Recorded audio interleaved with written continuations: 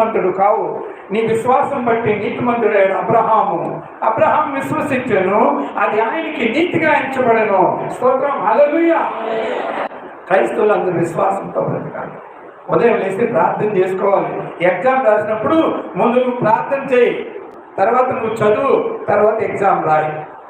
ప్రార్థన చేయకుండా నువ్వు చదివి ఎగ్జామ్ రాసినా అది నీతిగా ఎంచబడదు, అది మామూలుగా ఎంచబడుతుంది అంతే. కానీ ప్రార్థన చేసి చదివి ఎగ్జామ్ రాసిన వాళ్ళకి దేవుడు తోడుగా ఉంటాడు. స్తోత్రం చెప్పండి.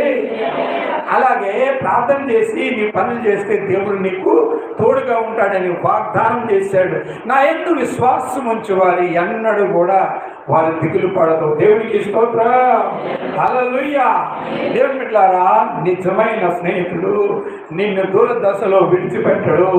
చాలా బంధుమిత్రులు అందరూ విడిచిపెట్టేస్తారు, కానీ నిజమైన స్నేహితుడు